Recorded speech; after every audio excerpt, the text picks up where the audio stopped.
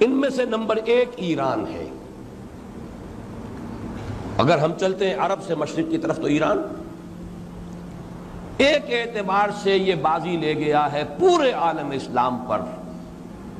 ان کے مذہبی عقائد، ان کی فقہ سے ہمیں جو اختلاف ہے وہ ہے اپنی جگہ پر ہے۔ آپ کو معلوم ہے میرے بارے میں کسی کو اشتباہ نہیں ہو سکتا اس اعتبار سے۔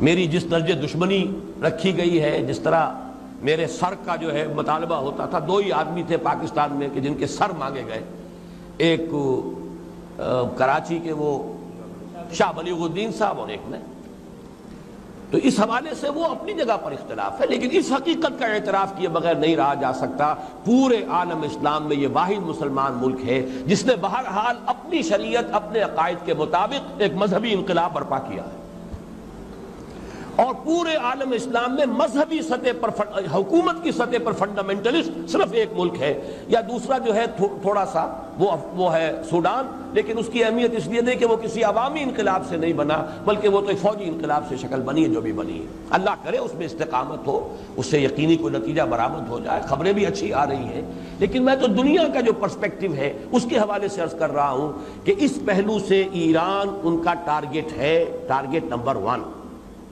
ایک خاص اعتبار سے۔ ٹارگٹ نمبر 1 ایک دوسرے اعتبار سے ہم ہیں، وہ میں بعد میں عرض کروں گا۔ چونکہ حکومت کی سطح پر فنڈامنٹلزم ہے اور وہ آیا ہے ایک عوامی انقلاب کے نتیجے میں، پھر ان کے پاس تیل کی دولت ہے، اس کے خلاف اکنامک سینکشنز بھی ہو جائیں تو اگر لیبیا کھڑا ہو سکتا ہے تو بہرحال وہ بھی کھڑا ہو سکتا ہے، اور نقشہ وہ دنیا کو دکھا چکا ہے کہ لڑا دے ممولے کو شہباز، یہ نقشہ بھی اس نے دکھا دیا ہے۔ یہ ہے ایران کا معاملہ۔ نمبر 2 پاکستان۔ پاکستان 400 برس کی تجدیدی مساعی کا امین ہے، امانت دار ہے۔ پورے ہندوستان میں مجدد الفسانی رحمت اللہ علیہ، شاہ ولی اللہ دہلوی رحمت اللہ علیہ، سید احمد بریلوی رحمت اللہ علیہ اور ان کا جہاد، پھر اس 20ویں صدی عیسوی میں یا 14ویں صدی ہجری میں علامہ اقبال جیسا مفکر، مولانا مودودی جیسا مصنف، مولانا الیاس جیسا مبلغ، شیخ الہند جیسا مجاہد حریت، پورے عالم اسلام میں ان کا پیرلل کوئی موجود نہیں۔ یہ 400 سال کی تاریخ ہے، اس کی امانت، اور اس کے نتیجے میں یہاں کے مڈل کلاس میں فنڈامنٹلزم کا ایک نیوکلیس ہے، اگرچہ حکومت کی سطح پر کوئی پیش رفت نہیں ہو سکی آج تک، بلکہ اب تو پسپائی ہو رہی ہے، اب پیچھے ہٹ رہے ہیں۔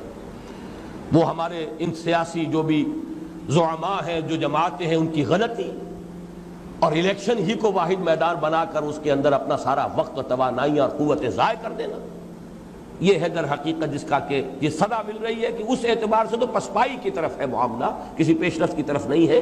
لیکن باہر والے تو دیکھتے ہیں نا کہ اندر کیا کچھ مواد موجود ہے۔ اگر مڈل کلاس میں وہ فنڈامنٹلزم کا بارود موجود ہے تو کسی بھی وقت اس کے اندر جو ہے وہ کوئی دھماکہ ہو سکتا ہے۔ دوسری بات جو ان کے لیے ایک اعتبار سے ٹارگٹ نمبر 1 ہمیں بنا رہی ہے، وہ ہمارا ایٹمک نو ہاؤ ہے۔ پورے عالم اسلام میں اور کسی کے پاس نہیں۔ اسلامی بم اگر بنے گا تو یہی بنے گا۔ یہ ہے مختلف اسباب جس کے بنا پر ایران اور پاکستان کو آپ بریکٹ کر لیجئے، یہ اس نیو ورلڈ آرڈر یا آج کی میری گفتگو کے حوالے سے یہودی اور عیسائی گٹھ جوڑ کا جو ٹارگٹ نمبر 1 ہے، ایک اعتبار سے ایران ہے، ایک اعتبار سے پاکستان۔